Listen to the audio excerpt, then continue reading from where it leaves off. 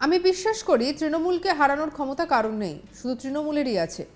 যদি আমরা নিজেদের সঙ্গে বিশ্বাসঘাতকতা না করি, আমি বিশ্বাস করি আমাদের দল এবং আপনারা নিজেদের সমস্ত কিছু দিয়ে দেবেন।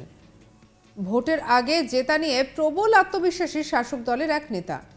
তিনি এতটাই কনফিডেন্ট যে বলছেন তৃণমূলকে হারানোর ক্ষমতা কারণ নেই, যদি থাকে তাহলে শুধু তৃণমূলেরই আছে। এদিকে বিজেপি বলছে যে এবারে তারা বাংলা দখল করবে, তাহলে কি হবে এখন সেটাই দেখার। মঙ্গলবার ঘাটাল লোকসভা কেন্দ্রে তৃণমূলের তারকা প্রার্থী দীপক অধিকারী তথা দেব সবং এবং পিংলা এলাকায় প্রচারে বেরিয়েছিলেন। পিংলাতে অজিত মাইতিকে নিয়ে প্রচার সারেন দেব। সবংয়ের মানস রঞ্জন ভূঁইয়া এবং প্রাক্তন বিধায়ক গীতা ভূঁইয়াকে সঙ্গে নিয়ে রোড শো করে একটি কর্মী সভাও করেন। শুরু থেকেই সবং এবং পিংলা এলাকায় রাস্তায় একেবারে ভিড়ও লক্ষ্য করা যায়।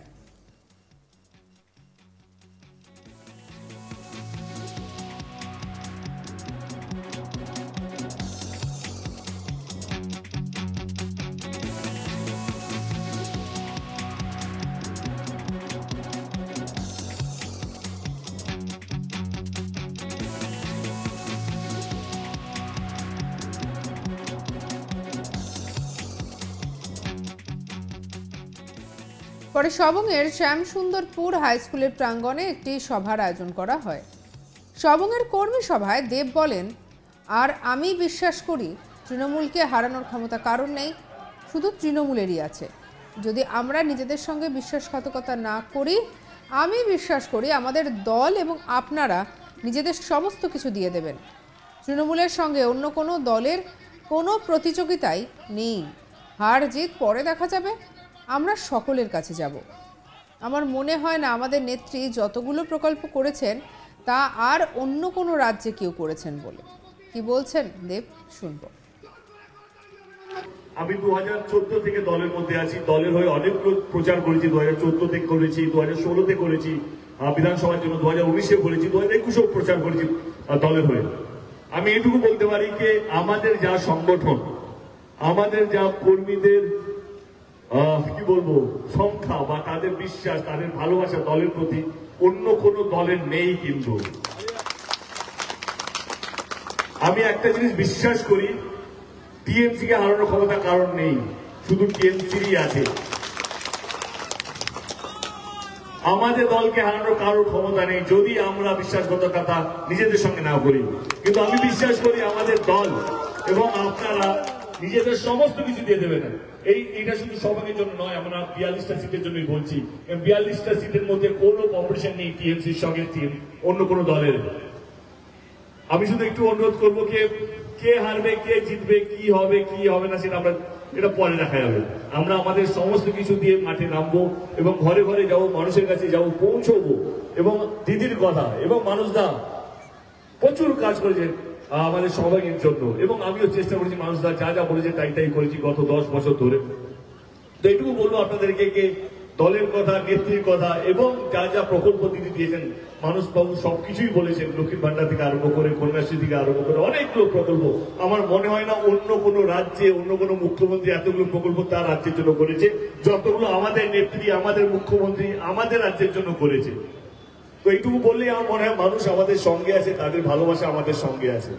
সর্বোপরি 25শে মে আমাদের নির্বাচন, পাশে থাকবেন, যেটা মানুষদা বললো, আশীর্বাদ করবেন আপনাদের ছোট ভাইটাকে যেন তৃতীয়বারের জন্য আবার আমি পার্লামেন্টে যেতে পারি। সবংয়ের কর্মী সভায় দেব বলেন, অনেক রকমের কথাবার্তা বলে প্রচার করছেন, আজকাল অনেক গ্যারান্টির কথা শোনাচ্ছেন, কিন্তু তার প্রতিশ্রুতি 15 লক্ষ আজও দেখা যায়নি। নিজের গ্যারান্টি নিজেই পূরণ করতে পারছেন না। অন্যদিকে আমাদের দিদি, তিনি অনেক কথা রেখেছেন।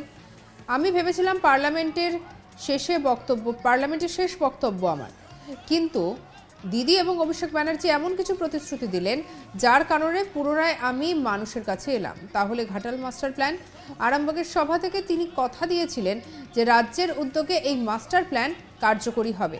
আমি দিদিকে বিশ্বাস করি সবার মতো, যদি যা যা কথা দিয়েছেন সবটাই দিদি করবেন। ঘাটাল মাস্টার প্ল্যানও হবে নিশ্চিত। কি বলছেন দেব, শুনবো। এখন আমরা শুনি এর গ্যারান্টি, ওর গ্যারান্টি, কিন্তু সত্যি গ্যারান্টি কি আছে? যিনি একসময় বলেছিলেন 15 লাখ টাকা অ্যাকাউন্টে আসবে, জেতার পর 1 টাকাও আসেনি। কিন্তু 21-এর আগে দিদি বলেছিলেন যদি আমরা সরকারে আসি স্বাস্থ্য সাথী কার্ড হবে, লক্ষ্মীর ভান্ডার হবে, সেই সমস্ত কিছু কিন্তু মানুষ পাচ্ছে, আপনারা পাচ্ছেন। তো কার গ্যারেন্টি বাংলার মানুষ বুঝবে বা বিশ্বাস করবে, এটা পরিষ্কার। তো আমার মনে হয় কি যারা যারা এটা নিয়ে আলোচনা করছে কি ঘাটাল মাস্টার প্ল্যান হবে কি হবে না, এটা জুমলা, এটা এমন একটা ভোটের আগে প্রতিশ্রুতি দিতে হয়। আমি এটুকু বলবো কি আমি দিদিকে বিশ্বাস করি, দিদির প্রত্যেকটা কথাকে বিশ্বাস করি। দিদি নিজে আরামবাগে দাঁড়িয়ে বলেছেন যে ঘাটাল মাস্টার প্ল্যানটা হবে। আমি জানি এটা অনেকটা সময় লাগবে, কারণ অনেক লোক জমি নিতে হবে, অনেক লোক নদীকে এক করতে হবে, জানি এটা প্রসেস, কিন্তু শুরু তো হোক। অ্যাটলিস্ট কোন সরকার, কোন নেত্রী, কোন মুখ্যমন্ত্রী এটা ভাবছে তো মানুষের ভালো করার জন্য, শুধু ভোট দিয়ে পালিয়ে যাচ্ছে না তো। তো আমি এতেই খুশি যে এই কাজটা শুরু হবে। আমার মনে হয় এই সরকারের হাতটা শক্ত করা উচিত। আমি হার জিত নিয়ে বিশ্বাসী নই, কারণ আমার মনে হয় যে মানুষ বোঝেন, আপনারা বোঝেন কোন ছেলেটা ভালো, কোন প্রার্থীটা ভালো, কোন নেতা ভালো, কোন নেতা ভালো নয়, এটা পরিষ্কার আজকে। তো আপনাদের যদি মনে হয় কি আমি এবং আমার দল এবং আমাদের নেতারা, আমার মনে হয় মানুষটা আছেন, আমরা যদি কিছু ভালো কাজ করে থাকি তো সঙ্গে থাকবেন এবং আপনারা জানেন 25শে মে কাকে ভোটটা দিতে হবে। আমি জানি এখানে অনেক কর্মীরাই আছেন দলের। 10 বছর একটু বুঝেছি যে নেতারা কখনো কখনো পোস্ট চায়, পদ চায়, কিন্তু আসল কর্মীরা কিছু জানে না, শুধু সম্মান চায়। আপনাদের নম্বরও আমার কাছে নেই, আমারও নম্বর আপনাদের কাছে নেই, কিন্তু আপনার জীবন দিয়ে দেবেন আমাকে জেতানোর জন্য, এটুকু আমি বুঝি। হিরণ খড়গপুর মহকুমার ঘাটাল লোকসভার মধ্যে যে এলাকাগুলি পড়ে সেই এলাকায় প্রচার করেছিলেন মঙ্গলবার। দেবের বিরুদ্ধে নানা কুৎসা করলেও দেব এই প্রসঙ্গে কোনো মন্তব্য করেননি। উল্টে এদিন দেব হিরণ প্রসঙ্গে বলেন, হিরণ যা বলেছে সেটা রাজনীতি তাকে বলাচ্ছে, তাই আমি হিরণ প্রসঙ্গে কোনো মন্তব্য করব না। তার থেকে সেই টাইমটা মানুষের সঙ্গে কাটাই। হিরণ নিজের খড়গপুরের এলাকায় রাস্তা তৈরি করতে পারছে না, ঘাটালে গিয়ে ভুলভাল প্রতিশ্রুতি দিচ্ছেন। কি বলছেন দেব, শুনবো। আমার মনে হয় এটা রাজনীতির ভাষা। আমি কি বলি, কাল ও নিজের খড়গপুরের রাস্তা ঠিক করতে পারছে না, এখানে গিয়ে বড় বড় প্রতিশ্রুতি দিচ্ছে, সেটা তো আমার বলে লাভ নেই। আমার জানে, মানুষ জানে কে ভালো কে খারাপ, কে কাজ করে কে কাজ করে না। তো আমার হিরণকে নিয়ে আমার মনে হয় না সেটা ওকে নিয়ে ভাবা বা ওকে নিয়ে বলাটা আমার মনে হয় আমার সময়টা নষ্ট হবে।